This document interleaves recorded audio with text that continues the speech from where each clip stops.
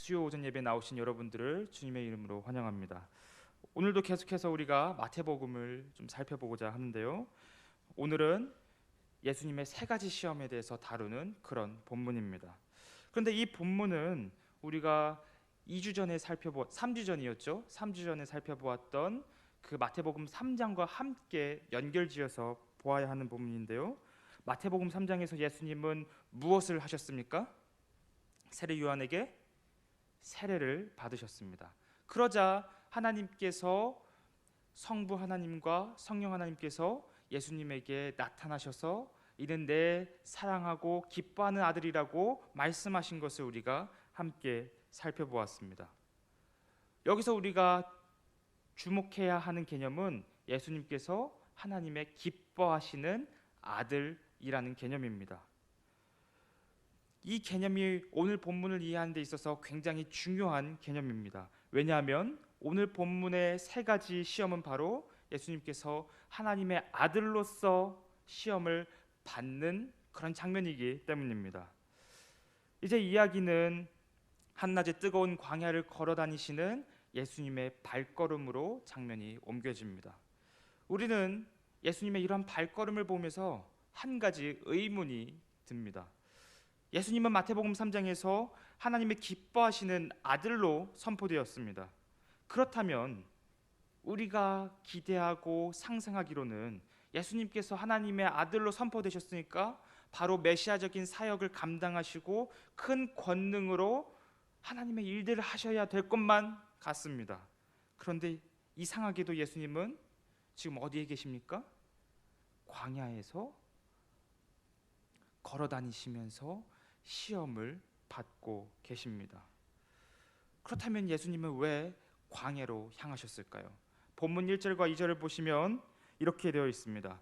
그때 예수께서 성령에게 이끌리어 마귀에게 시험을 받으러 광야로 가사 40일을 밤낮으로 금식하신 후에 줄이신지라. 본문에 따르면 예수님이 40일 동안 광야에서 생활하신 이유가 무엇입니까? 바로 성령 하나님에 이끌려서 광야로 가신 것입니다. 마치 출애굽한 이스라엘이 40년 동안 광야에서 하나님에 이끌려서 훈련받았었던 것처럼 예수님 또한 지금 광야로 이끌려 가신 것입니다. 그렇다면 성령 하나님은 왜 예수님을 광야로 이끌어 가셨을까요? 그 힌트는 우리가 지금까지 마태복음을 보면서 예수님을 어떻게 묘사했는지에 대한 것이 바로 그 힌트가 될 수 있습니다. 마태복음은 서두서부터 예수님을 어떤 분으로 묘사했습니까? 다윗의 자손이며 아브라함의 자손이라고 묘사하고 있었습니다. 그렇기 때문에 예수님은 이스라엘의 사명을 따라가는 참 이스라엘이신 것입니다. 그렇다면 이스라엘이 이스라엘로서의 여정을 처음 시작한 곳, 하나님 백성으로서의 여정을 처음 시작한 곳이 어디입니까? 바로 홍해를 건너고 나서 맞닥뜨린 곳은 광야였습니다. 특히 광야는 이스라엘에게 있어서 아주 중요한 곳입니다. 왜냐하면 하나님께서 이스라엘을 하나님의 아들들이라고 부른 곳이 바로 광야이기 때문입니다. 하나님은 광야에서 이스라엘을 하나님의 아들들이라고 부르셨습니다. 그러므로 하나님의 아들이신, 여기서 예수님은 어떤 분이시죠? 하나님의 아들이십니다. 하나님의 아들이신 예수님은 이제 이스라엘의 발자취를 따라 광야로 가신 것입니다. 사랑하는 성도 여러분, 출애굽을 하여 신앙적으로 아이와 같은 이스라엘은 광야 40년 동안 하나님의 아들로서, 하나님의 자녀로서 살아가는 것이 무엇인지를 배웠습니다. 그래서 모세는 이스라엘에게 광야 40년의 의미가 무엇인지, 그들이 약속의 땅에 들어가기 전에 그 의미에 대해서 설명을 했는데요. 신명기 8장 2절에서 6절 말씀입니다. 제가 세 번역으로 읽어드리겠습니다. 당신들이 광야를 지나온 40년 동안 주 당신들의 하나님이 당신들을 어떻게 인도하셨는지를 기억하십시오. 그렇게 오랫동안 당신들을 광야에 머물게 하신 것은 당신들을 단련시키고 시험하셔서 당신들이 하나님의 계명을 지키는지 안 지키는지 당신들의 마음속을 알아보려는 것이었습니다. 주님께서 당신들을 낮추시고 굶기시다가 당신들도 알지 못하고 당신들의 조상도 알지 못하는 만나를 먹이셨는데 이것은 사람이 먹는 것으로만 사는 것이 아니라 주님의 입에서 나오는 모든 말씀으로 산다는 것을 당신들에게 알려주시려는 것이었습니다. 지난 40년 동안 당신들의 몸에 걸친 옷이 헤어진 일이 없고 발이 부르튼 일도 없었습니다. 당신들은 사람이 자기 자녀를 훈련시키듯이 주 당신들의 하나님도 당신들을 훈련시키신다는 것을 마음속에 새겨두십시오. 당신들은 주 당신들의 하나님의 명령을 잘 지키고 그의 길을 따라가며 그를 경외하십시오. 모세가 이스라엘 40년 광야 생활의 의미를 이렇게 정리한 것입니다. 이스라엘은 출애굽하기 전까지는 이집트라는 세상의 가치관을 따라서 살았습니다. 거기서부터 그들의 모든 생각과 판단이 뒤따랐습니다. 그러나 하나님의 아들들이 된 이스라엘은 이제부터 이집트의 사고관을 버리고 세상의 사고방식을 버리고 하나님의 말씀을 따라 살아야 하는 것입니다. 이제 이스라엘은, 하나님의 아들들은 하나님의 생각을 따라 사고하면서 판단하면서 율법을 따르면서 살아야 하는 것입니다. 하나님은 이것을 훈련하기 위해 그들을 광야 40년 동안 훈련하셨습니다. 즉 시험의 목적은, 광야로 가게 된 것은 하나님께서 이스라엘을 심판하시기 위해서가 아니라 그들의 수준을 높이기 위해서입니다. 그들이 하나님의 아들들로서 살아가는 그 수준을 높이기 위해서입니다. 하나님은 어린아이와 같은 그 이스라엘을 하나님의 아들로서 진정한 자유를 누릴 수 있도록 고난이라는 그 역사를 통해서 하나님의 아들답게, 하나님의 자녀답게 살게 가르친 것입니다. 그러므로 예수님은 40일 광야의 생활을 통해 이스라엘이 밟았던 그 과정을 동일하게 밟아나가고 계시는 것입니다. 왜냐하면 예수님은 진정한 하나님의 아들로서 하나님께 순종하는 것이 무엇인지 드러내기 위해서입니다. 이스라엘은 이 40년의 광야 생활 동안 철저히 실패했습니다. 늘 하나님께 원망과 불평과 그리고 다시 이집트로 돌아가겠다는 그런 말들을 내뱉고는 했습니다. 그러나 하나님의 참된 아들이신 예수님은 이 40일 광야 생활 동안 이스라엘의 모든 실패를 뒤집으실 것입니다. 예수님은 여기서 철저히 성공하셔서 예수님께서 참된 이스라엘이시라는 것을 드러내실 것입니다. 그런데 이때 예수님의 광야 생활을 망치러 온 불청객인 마귀가 등장합니다. 우리가 보통 마귀라는 이 단어를 들으면 보통 뿔 달린 붉은색 피부의 어떤 괴상한 생명체 이런 이미지를 떠올리실 것입니다. 그런데 이러한 이미지는 보통 중세시대 이후에 만들어진 그런 이미지들입니다. 여기서 마귀라는 그리스어는 디아볼로스라는 단어입니다. 그런데 이 디아볼로스라는 단어가 1세기를 살아갔던 그리스 로마 사람들에게는 악마라는 개념, 마귀라는 개념이 아니었습니다. 당시 1세기 사람들에게 디아볼로스라는 말은 중상, 험담, 이간질하는 사람을 뜻한 것입니다. 그러므로 본문에 등장하는 마귀는 중세시대에 등장하는 어떤 순수한 악 그 자체가 아니라 권모술수에 능한 자로 등장하는 것입니다. 혹시 여러분들께서 이상한 변호사 우영우를 보셨는지 모르겠습니다. 제가 집에 갔더니 저희 부모님도 그 드라마를 보고 계셨는데요. 거기서 이제 권민우 변호사라는 한 인물이 등장합니다. 근데 그 인물이 별명이 권모술수 권민우입니다. 왜냐하면 자기가 살아남기 위해서 다른 사람들의 뒤통수를 치기도 하고 무슨 수를 쓰더라도 자신의 위치를 지키기 위해서 여러 가지 권모술수를 펼치기 때문에 아예 그 드라마 안에서 권모술수 권민우라고 이렇게 별명이 지어진 것입니다.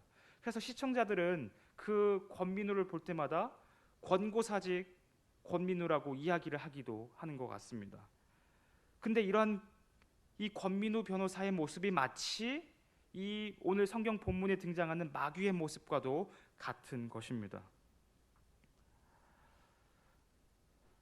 그렇다면 마귀는 이 권모술수를 통해서 무엇을 하고자 하는 것일까요? 어떤 의도를 가지고 예수님에게 나타난 것일까요?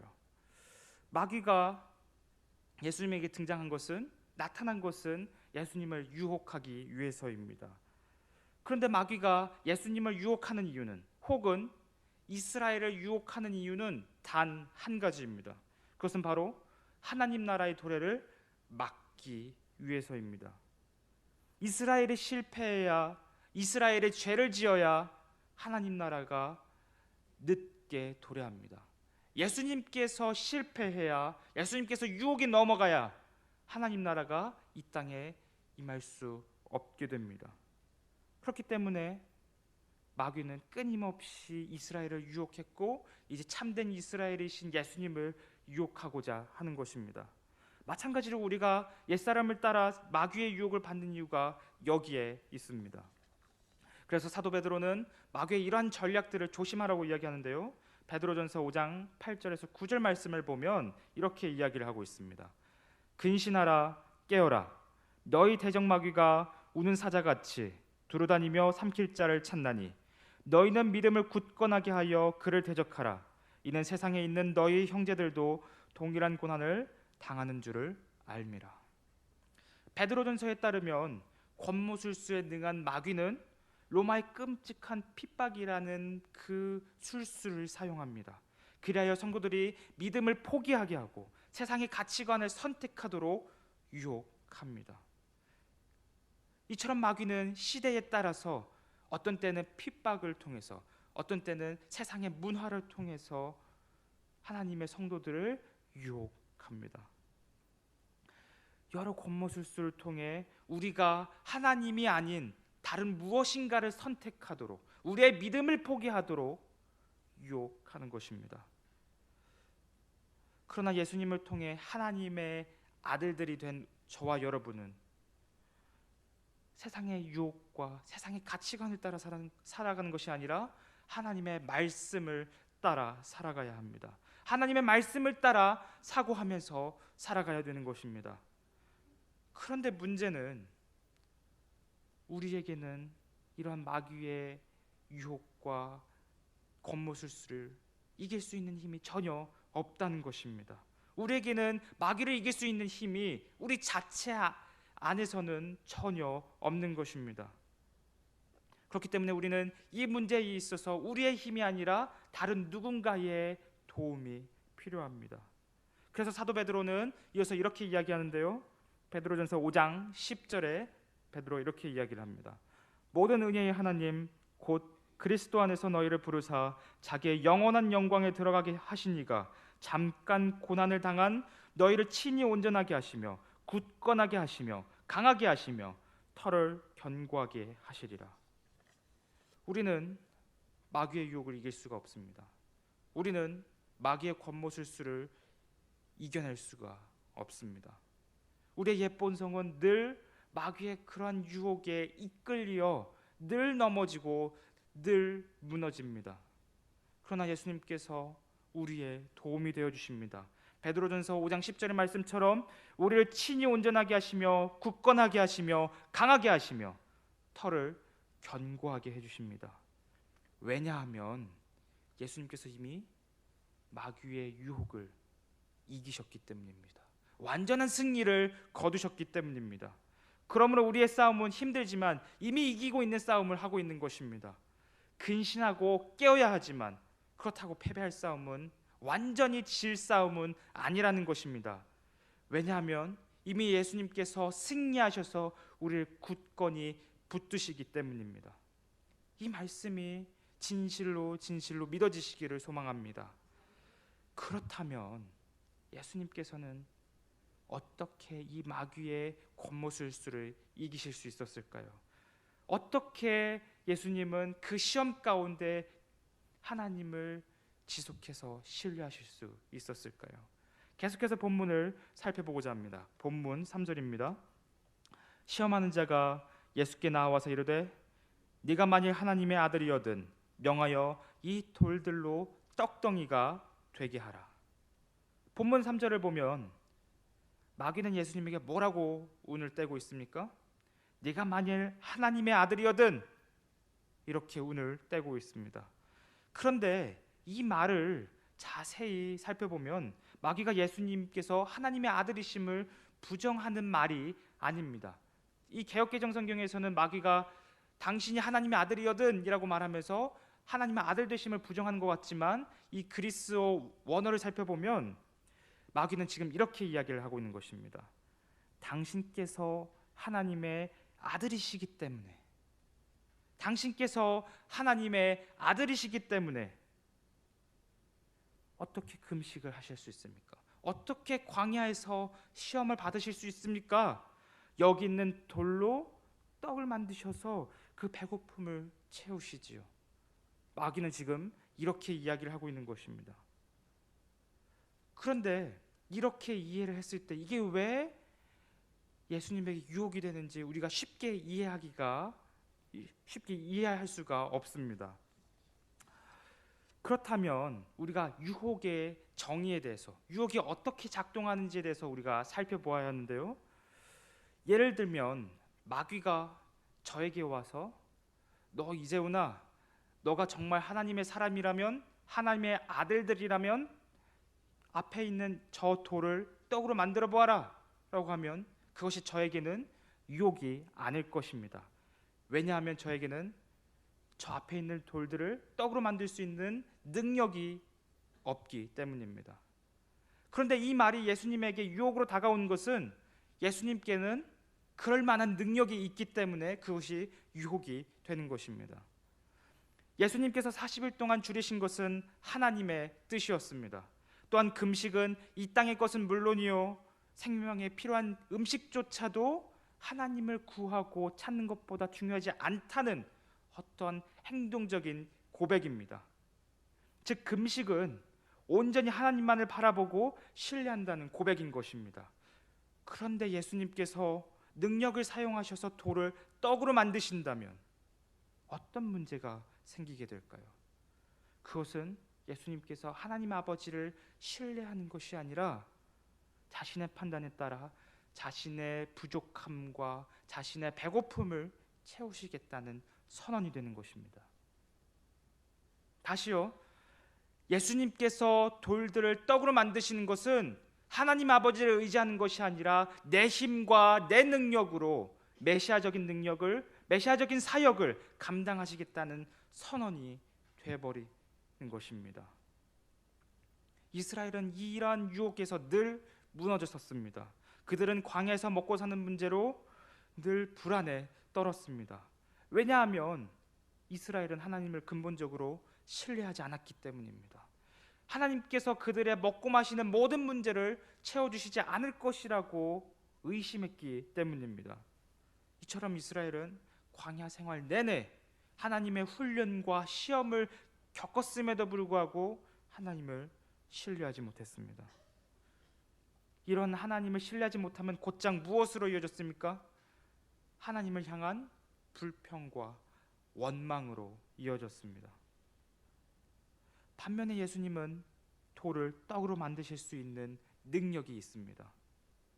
그들은 능력이 없었지만 예수님은 능력이 있습니다. 그러므로 이스라엘이 하나님께 불평과 원망을 쏟아내는 것과 예수님이 자신의 능력으로 돌을 떡으로 만드는 것은 동급의 상황이라는 것입니다.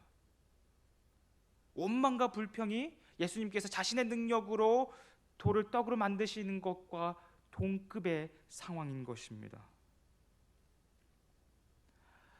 그러나 예수님은 이러한 마귀의 유혹을 거절하십니다. 하나님의 아들로서 아버지의 말씀에 철저히 순종하고 신뢰하시겠다는 것입니다. 비록 자신이 하나님의 아들이시고 고난과 그리고 광야에서 이 여정을 걸어가고 계시지만 그럼에도 불구하고 예수님은 하나님을, 아버지를 신뢰하시겠다는 겁니다. 그래서 예수님은 아버지 말씀으로 유혹을 이기시는데요. 기록되었으되 사람이 떡으로만 살 것이 아니요 하나님의 입으로부터 나오는 모든 말씀으로 살 것이라 하였느니라. 이런 말씀을 통해서 예수님은 마귀의 유혹을 물리치십니다. 유혹에 실패한 마귀는 이제 예수님을 예루살렘 성전 꼭대기에 세워서 다시 한번 유혹합니다. 그것도 하나님의 말씀을 인용해서 말입니다. 당신께서 하나님의 아들이시니 여기에서 뛰어내려 보십시오. 당신께서 하나님의 아들이신데 여기서 뛰어내려 보시면 하나님께서 주님을 보호하시지 않겠습니까? 마귀는 시편 91편 11절과 12절을 통해 이러한 유혹을 펼치고 있습니다. 제가 이 부분을 읽어드리겠습니다. 그가 너를 위하여 그의 천사들을 명령하사 내 모든 길에서 너를 지키게 하심이라. 그들이 그들의 손으로 너를 붙들어 발이 돌에 부딪히지 아니하게 하리로다. 여기서 마귀는 시편 91편을 인용하면서 하나님께서 하나님의 백성들을 보호하신다는 그 구절을 발췌해서 예수님을 유혹합니다. 그래서 마귀의 의도는 이런 것입니다. 당신께서 하나님의 아들이시니 여기에서 뛰어내려 보십시오. 그래서 하나님께서 당신과 함께 하신다는 것을 한번 확인해 보시죠. 당신과 함께 하신다는 것을 뛰어내리심으로 한번 증명해 보시죠. 시편 91편은 제사장이 위험에 직면한 하나님의 백성들을 향하여 하나님의 임재와 보호를 확신시키는 그런 노래입니다. 하지만 우리가 시편을 읽으면서 여러 가지 복과 보호하심에 대한 구절들이 나오지만 그것이 우리 삶 속에서 온전히 이루어지지 못할 때가 우리는 경험적으로 잘 알고 있습니다. 왜냐하면 이 세상은 아직 악에 대한 문제가 완전히 해결되지 않았고 하나님의 구속이 완전히 이루어지지 않았기 때문입니다. 가령 시편 1편은 하나님을 신뢰하는 자를 의인이요 복된 자라고 말하고 있습니다. 그런데 시편 1편의 복이 예수님에게 적용되고 있습니까? 시편 1편에 따르면 하나님을 신뢰하는 자가 의인이라면 예수님은 가장 완벽한 의인이십니다. 가장 완벽히 복을 받으셔야 하는 분입니다. 그런데 예수님께서 그 복을 받으셨습니까? 아닙니다. 예수님은 복을 받으신 것이 아니라 십자가라는 저주를 받으셨습니다. 우리 중에 완벽하시고 죄가 없으신 분인데 복이 아니라 저주를 받으신 것입니다. 그러므로 시편 1편이나 91편의 복과 보호하심에 대한 것은 우리 삶에 이루어지되 부분적으로 이루어질 것입니다. 그것이 온전히 성취되지는 못할 것입니다. 왜냐하면 우리가 살아가는 이 세상은 여전히 악에 대한 문제가 넘쳐나고 있기 때문입니다. 하나님께서 이 악에 대한 문제를 해결하실 때 우리 또한 그 심판받을 존재가 되기 때문입니다. 그렇기 때문에 이 시편 말씀은 하나님께서 악에 대한 문제가 완전히 해결될 때까지는 우리 삶 가운데 부분적으로 성취될 수밖에 없는 그런 구절입니다. 그러나 하나님께서 완전히 우리를 보호하시지 않는다는 말은 아닙니다. 하나님은 이 세상의 악과 고통이 허용되는 그 가운데에서 우리를 보호하시고 지켜주실 것입니다. 하지만 광야에서 이스라엘은 이것을 믿지를 않았습니다. 그들은 하나님의 보호하심과 하나님의 붙드심을 믿지 않았습니다. 그래서 그들은 르비딤에서 하나님을 시험했습니다. 물이 없다고 하나님을 시험했습니다. 그들은 당장의 고통을 겪자마자 하나님께 원망과 불평을 하면서 만약 하나님이 우리와 동행하신다면 물을 내어주심으로 하나님께서 우리와 함께 하시는지를 증명해라 라고 모세에게 요구까지 합니다. 마귀는 이런 관점으로 예수님을 유혹한 것입니다. 이스라엘에 빠졌던 함정은 내 삶 속에 고통과 아픔과 고난이 있다면 이것은 하나님께서 나와 함께 하시지 않는 것이 아닌가?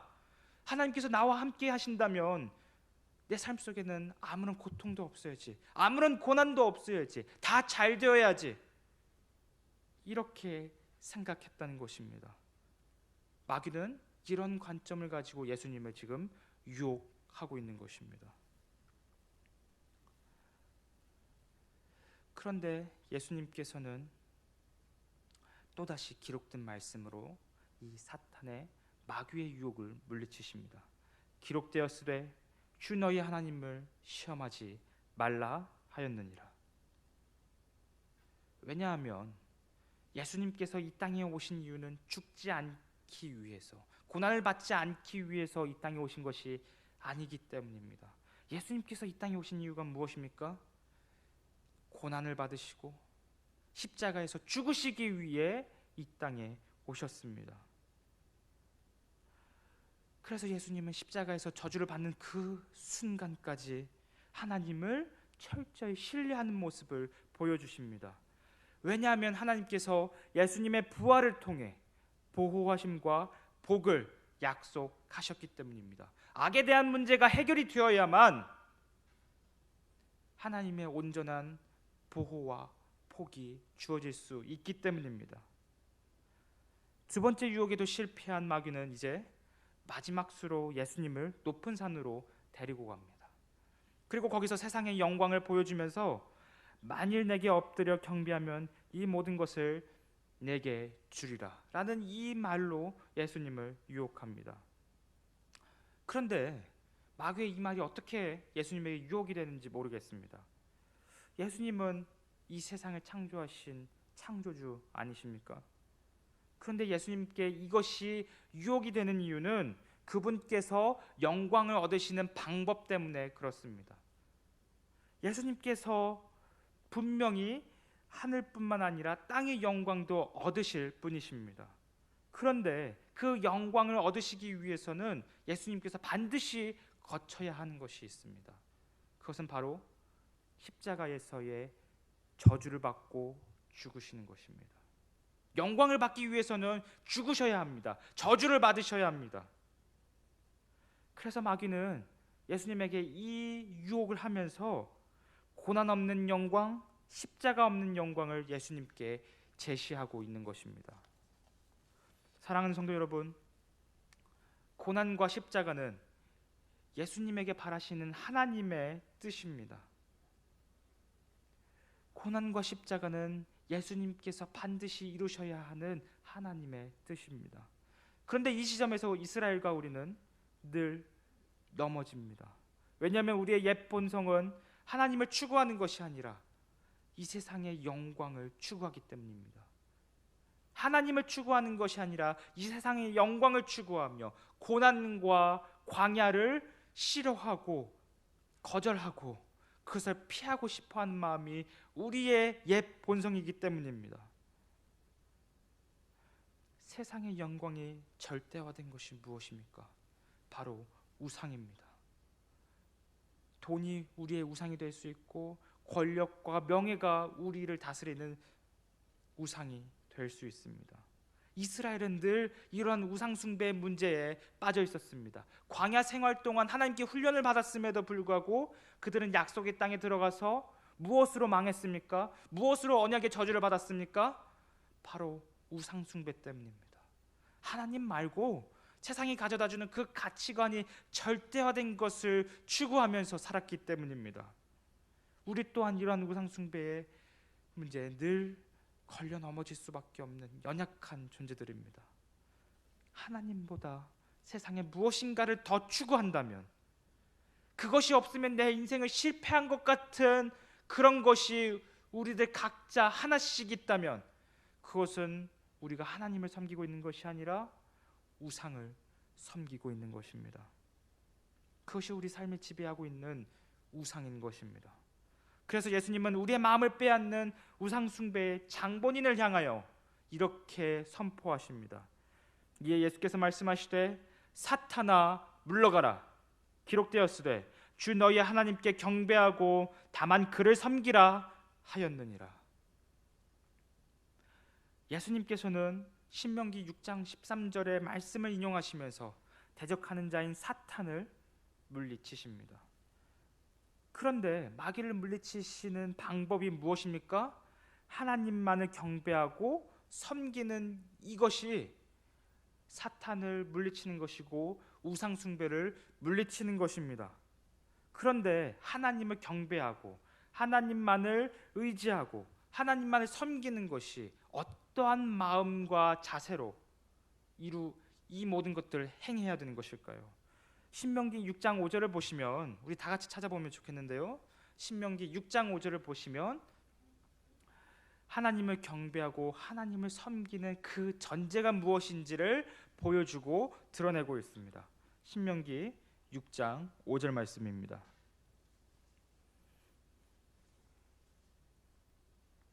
신명기 6장 5절, 다 찾으셨으면 우리 같이 읽어보도록 하겠습니다.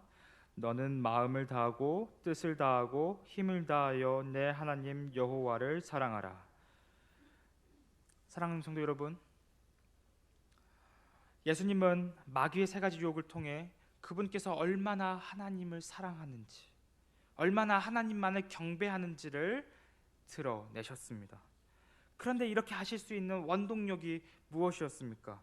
바로 예수님께서 아버지를 마음을 다하고 뜻을 다하고 힘을 다하여 사랑했기 때문입니다.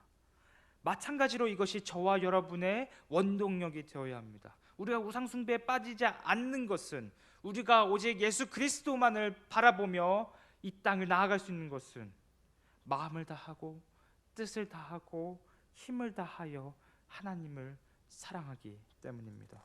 이것이 저와 여러분의 원동력이 되시기를 소망합니다. 말씀을 맺고자 합니다. 예수님은 이스라엘이 실패한 모든 지점에서 새 이스라엘로서 시험을 통과하셨습니다. 이를 통해 예수님은 모든 순간순간마다 하나님께 순종하는 하나님의 아들로 드러나신 것입니다. 그런데 마귀의 유혹은 여기서 끝이 아닙니다. 오늘 본문을 살펴보면 마귀는 물러갔다고 하지만 다시 예수님께 찾아와 유혹을 합니다. 마태복음 27장을 살펴보시면 예수님께서 십자가에 달리시는 장면인데요, 40절과 42절에서 마귀는 여러 사람들을 통해 예수님께 이렇게 유혹합니다. 이르되 성전을 헐고 사흘에 짓는 자여, 네가 만일 하나님의 아들이거든 자기를 구원하고 십자가에서 내려오라 하매, 그와 같이 대제사장들도 서기관들과 장로들과 함께 희롱하여 이르되 그가 남은 구원하였으되 자기는 구원할 수 없도다. 그가 이스라엘의 왕이로다. 지금 십자가에서 내려올지어다. 그리하면 우리가 믿겠노라. 마귀는 사람들을 통해서 예수님을, 십자가에 달리신 예수님을 유혹하고 있는 것입니다. 그러나 예수님은 최후의 순간까지 하나님을 신뢰하며 고난의 쓴 잔을 모두 마셨습니다. 그래야만 저와 여러분의 죄가, 저와 여러분의 문제가 해결되기 때문입니다. 이처럼 예수님은 죽기까지 하나님을 신뢰하고 순종함으로써 악을 물리치셨습니다. 우리의 원수들을 이기셨습니다. 이것이 이 자리에 앉아있는 저와 여러분에게 선포되는 복음인 것입니다. 이제 우리는 모든 시험과 고난을 통과하신 주님과 함께 하나님 나라의 영광을 공동으로 상속받는 그런 자들이 되었습니다. 우리는 주님과 함께 하나님 나라의 영광을 공동으로 상속받는 자들입니다. 그러므로 이제 우리 차례입니다. 예수님께서 걸어가셨던 그 고난을 통한 영광을 얻는 길, 이제 우리가 걸어가야 할 차례입니다. 우리도 예수님처럼 이 땅에서 숱한 유혹과 시험과 고난을 통과할 것입니다. 그러나 우리가 두려워하지 말 것은, 이것은 이미 이긴 게임이기 때문입니다. 예수님께서 이미 이기셨기 때문에 우리 또한 몇 번은 질 수 있지만, 몇 번은 넘어질 수 있지만 최종적으로 이길 수 있는 게임인 것입니다. 이제 승리하신 예수님께서 우리를 친히 온전하게 하시며 굳건하게 하시며 강하게 하시며 털을 견고하게 해주실 것입니다. 그러므로 우리는 예수님을 따라 하나님의 아들과 딸로서 하나님을 온전히 신뢰하며 믿음의 여정을 나아갈 수 있게 된 것입니다. 오늘 이 말씀이 예수님께서 이 세 가지 시험을 넉넉히 이기셨었던 것처럼 그리고 우리가 예수님의 승리하심을 통해 믿음의 여정을 당당히 걸어나갈 수 있는 것처럼 오늘 이 말씀이 저와 여러분에게 힘이 되고 능력이 되어 이 세상을 넉넉히 이기는 저와 여러분이 다 되시기를 주님의 이름으로 소망합니다. 기도하겠습니다. 하나님 감사합니다. 오늘 저희가 예수님의 세 가지 시험을 통해 마귀가 어떻게 곤모술수를 펼치며 예수님을 넘어뜨리려 하였고 유혹하려고 했는지를 살펴보았습니다. 예수님께서는 그 모든 것들을 이기셨습니다. 기록되었으되 기록되었으되 기록되었으되 이 말씀을 하시면서 아버지의 말씀을 신뢰하면서 모든 유혹을 이기셨습니다. 이제 저희 차례인 줄 압니다. 하나님, 저희는 여전히 옛사람의 본성을 가지고 있기에 세상의 유혹에 넘어지는 연약한 존재들입니다. 그러니 아버지, 저희들을 지켜주시고 붙드시고 저희를 굳건하게 하여 주셔서 이 믿음의 여정을 당당히 걸어나갈 수 있는, 승리할 수 있는 저희 모두가 될 수 있도록 은혜를 허락하여 주시옵소서. 그래야 아버지, 저희가 세상의 가치관을 따라 살아가고 생각하는 것이 아니라 하나님의 말씀을 따라, 아버지의 말씀을 따라 생각하고 사고하며 살아가며 저희의 모든 삶이 온전히 하나님의 영광을 드러내는 기쁨의 하나님의 아들들이 될 수 있도록, 딸들이 될 수 있도록 은혜를 허락하여 주시옵소서. 이 모든 기도 예수 그리스도의 이름으로 기도드립니다. 아멘.